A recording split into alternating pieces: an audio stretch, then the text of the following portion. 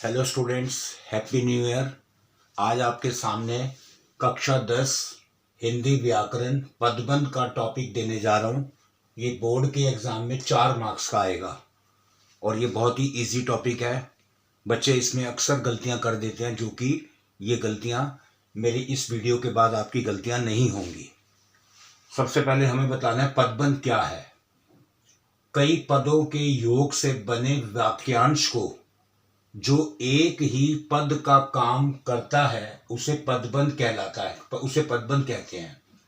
कई पद, पद मतलब शब्द, छोटे छोटे शब्द के योग आपस में मिलकर जब एक पूरा वाक्यांश, एक पूरा सेंटेंस, एक पूरा वाक्य के छोटे छोटे अंश बना देते हैं और एक ही पद का काम करते हैं। पद मतलब वाक्य, एक ही वाक्य का काम करते हैं, उसे पदबंध कहते हैं। उदाहरण देखिए। उदाहरण है, सबसे तेज दौड़ने वाला छात्र जीत गया।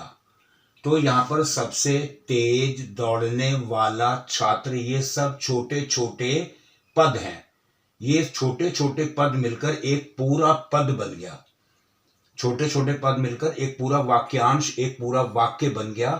तो ये इसका उदाहरण है। इस वाक्य में, उपयुक्त वाक्य में रेखांकित अंश, ये रेखांकित जो अंडरलाइन किया हुआ है, इसके अंश यानी ये छोटे छोटे पार्ट्स कई पदों के योग से बने हैं। जैसे सबसे तेज दौड़ने वाला छात्र, इन सब के योग से बने, इन सबको मिलाकर बना है। ये अनेक पद मिलकर एक ही पद यानी वाक्य का काम करते हैं, एक वाक्य का निर्माण करते हैं। अगर ये सब छोटे छोटे पद आपस में ना जुड़े तो वाक्य बनेगा ही नहीं। तो इन सब के योग से, इन सब के जोड़ने से एक वाक्य बनेगा, उसे पदबंध कहते हैं। पदबंध के 5 भेद होते हैं। सबसे पहले संज्ञा। संज्ञा पदबंध आपने छोटी क्लासेस में संज्ञा, सर्वनाम, विशेषण, क्रिया विशेषण ये सब पढ़ा होगा। ये उन्हीं पर बेस्ड है। सबसे पहला है संज्ञा पदबंध। इसका पहले आप मीनिंग समझो। जिस पदबंध का अंतिम, अंतिम मतलब आखिरी, या शीर्ष पद शुरुआत का संज्ञा हो, नाम का हो, उसे संज्ञा पदबंध कहते हैं। उदाहरण देखिए, 2 उदाहरण दिए मैंने। छत पर रहने वाला लड़का। तो मैंने यहां पे क्या बोला, जिस पदबंध का अंतिम, ये अंतिम रेखांकित का अंतिम शब्द संज्ञा है, संज्ञा है। शुरुआत में भी छत शब्द संज्ञा है। छत पर रहने वाला लड़का चला गया। तो यहां पर हमको पता चल गया कि वो लड़का जो छत पर रहता था वो चला गया है। तो यहां पे लड़का संज्ञा है, इसलिए ये संज्ञा पदबंध माना जाएगा। दूसरे उदाहरण में भी है कि बंगले के पीछे लगा पेड़ गिर गया। मैंने यहां पर बोला था अंतिम और शीर्ष पद, आखिरी का और शुरुआत का। शुरुआत का है शीर्ष पद बंगला। बंगला क्या है? संज्ञा, नाम। और अंतिम पद है पेड़। पेड़ क्या है? नाम यानी संज्ञा। तो शुरुआत का, शीर्ष पद और अंतिम पद अगर संज्ञा हो तो वो संज्ञा पदबंध कहलाता है। बंगले के पीछे लगा पेड़ गिर गया। तो आपको बंगले और पेड़, इन 2 शब्दों से पता चलेगा कि यह संज्ञा पदबंध का उदाहरण है। नाम पदबंध। सर्वनाम छोटी क्लासेस में आपने पढ़ा होगा। जो शब्द संज्ञा के स्थान पर प्रयोग हो उसे सर्वनाम कहते हैं। जैसे मैं, तू, मेरा, हमारा, उन्होंने, उनका, कोई, ये सब सर्वनाम शब्द है। तो सर्वनाम पदबंध की क्या विशेषता है? इसके शीर्ष में यानी शुरुआत में या अंत में, लास्ट में सर्वनाम शब्द रहता है। आपको सर्वनाम शब्द दिख जाएगा, तो इसको ढूंढना बड़ा आसान है। इसका उदाहरण है, शेर की तरह दहाड़ने वाले तुम कांप क्यों रहे हो। तो यहां पर तुम शब्द जो है वो सर्वनाम है, जो संज्ञा के स्थान पर आया है।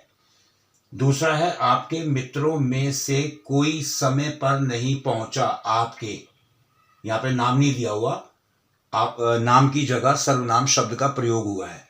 तो आपके मित्रों में से कोई समय पर नहीं पहुंचा, ये सर्वनाम पदबंध का उदाहरण है। तीसरा है विशेषण पदबंध। विशेषण किसे कहते हैं? जो शब्द संज्ञा या सर्वनाम की विशेषता बतलाएं उसे विशेषण कहते हैं। तो विशेषण पदबंध क्या हुआ? इसके भी शीर्ष में यानी शुरू में और या अंत में विशेषण शब्द आपको दिखाई देगा। उदाहरण है, लोहे की काली मजबूत अलमारी खोलो। तो यहां पर आप देखेंगे अलमारी, अलमारी है संज्ञा, तो संज्ञा की विशेषता बतलाने वाला शब्द कि वो अलमारी, लोहा ये भी क्या है, संज्ञा है। तो लोहे की वो अलमारी खोलो जो काली और मजबूत है, तो अलमारी की विशेषता बतलाई जा रही है कि वो ब्लैक कलर की है और मजबूत है, उसे खोलो। तो यहाँ पे संज्ञा की विशेषता बतलाई जा रही है, तो इसलिए विशेषण पद बनता है। दूसरे उदाहरण में है, घर से भागा हुआ लड़का मिल गया। लड़का क्या है, लड़का संज्ञा है, तो संज्ञा की क्या विशेषता, कौन सा लड़का मिल गया, यानी जो घर से भागा हुआ है वो लड़का मिल गया। तो यहां पर संज्ञा की विशेषता बताई जा रही है कि जो भागा हुआ लड़का है वो मिल गया। चौथा है क्रिया पदबंध। क्रिया क्या होता है कि जिस शब्द से किसी काम का करना या होना पाया जाए, यानी हम कोई भी एक्टिविटी करते हैं, कोई भी कार्य करते हैं, वो क्रिया होता है। तो क्रिया पदबंध में क्या पहचान है, वाक्य में एक से अधिक क्रियाएं मिलकर काम करती हैं, यानी एक सेंटेंस में, एक वाक्य में बहुत सारी क्रियाएं, बहुत सारी एक्टिविटीज मिलकर काम करेंगी।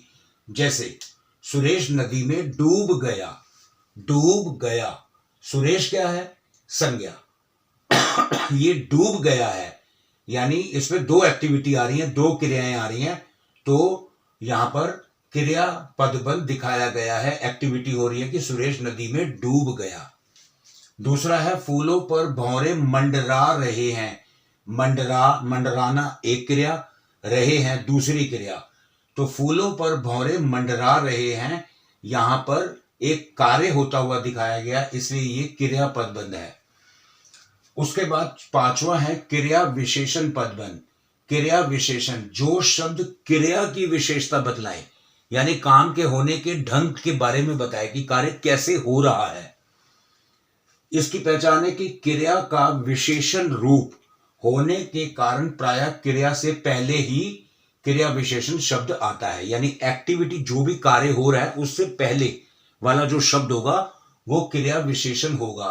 उदाहरण देखिए, पहला उदाहरण है, वह बहुत धीरे धीरे खाता है। खाना क्या है, क्रिया, तो क्रिया से पहले जो उसकी विशेषता बतला रहा है कि वो बहुत धीरे धीरे खाता है, तो ये धीरे धीरे उसके खाने के ढंग को बताया जा रहा है, इसलिए ये क्रिया विशेषण पदबंध है। दूसरा देखिए, उसने सांप को पीट पीट कर मार डाला।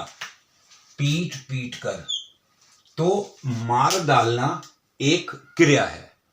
सांप को मारा कैसे, मारने के ढंग को बताया जा रहा है पीट पीट कर, तो ये पीट पीट कर क्रिया विशेषण पदबंध माना जाएगा।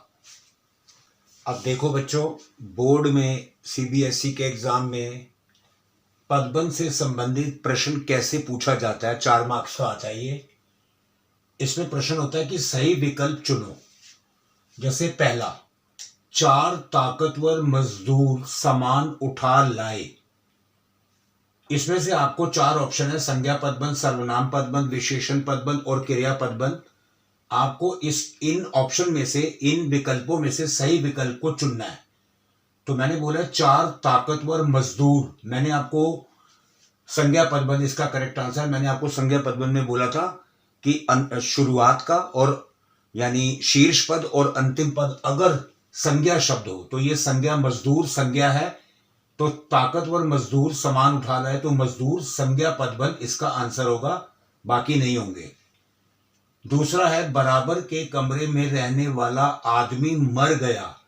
आदमी इस रेखांकित के बाहर है, तो इसे तो आपको देखना कि ये संज्ञा है, लेकिन ये आदमी जो मर गया है ये कौन है, जो बराबर के कमरे में रहने वाला, यानी उस आदमी की विशेषता बतलाई जा रही है कि और कोई नहीं मरा, जो बराबर के कमरे में रहता है वो मरा है, तो इसलिए ये इस आदमी की विशेषता विशेषण पदबंध, ये करेक्ट आंसर होगा। तीसरा है, मुझे सुनाई पड़ रहा है। सुनाई पड़ रहा ये रेखांकित है, तो सुनाई ये एक क्रिया है, पढ़ रहा है ये भी, पढ़ रहा ये भी क्रिया, ये भी क्रिया, ये भी क्रिया। जब एक वाक्य में एक से अधिक क्रियाएं आपस में काम करें तो वो क्रिया पदबंध होता है। तो यहां पर मुझे सुनाई पड़ रहा है ये क्रिया पदबंध का उदाहरण है, तो आपको इस पर सही विकल्प क्रिया पदबंध पे टिक मार्क लगाना है। चौथा है, बच्चा रोता हुआ मां के पास पहुंचा। रोता हुआ रेखांकित, इसे आप ध्यान से देखेंगे जो रेखांकित शब्द होंगे। बच्चा रोता हुआ मां के पास पहुंचा। अब मां के पास पहुंचा, बच्चा मां के पास पहुंचा, कैसे पहुंचा? रोता हुआ। उस बच्चे की रोने की विशेषता बतलाई जा रही है, तो ये क्रिया विशेषण पदबंध है। मां के पास पहुंचा, पहुंचा भी एक क्रिया है, लेकिन वो कैसे पहुंचा, उसकी पहुंचने की यानी एक एक्टिविटी की विशेषता बतला रहा है। रोता हुआ मां के पास पहुंचा, तो क्रिया विशेषण इसका सटीक आंसर होगा। आप इस पे करेक्ट लगाइएगा। तो इसी तरीके से बोर्ड में आपको ऐसे ऑप्शन वाले क्वेश्चन आएंगे। आपको इनकी पांचों की परिभाषा, इनकी डेफिनेशन अच्छे से ध्यान रखनी है और आपकी कोई भी मिस्टेक नहीं होगी। 4 मार्क्स आपको मुफ्त के मिल जाएंगे। तो बच्चों, ये पदबंध का टॉपिक आपके सामने। आप हमारी और भी शॉर्ट्स और वीडियो देखते रहिए। अगर आपको वीडियो अच्छी लगे तो आप लाइक कीजिए, शेयर कीजिए और सब्सक्राइब कीजिए। धन्यवाद। Happy new year.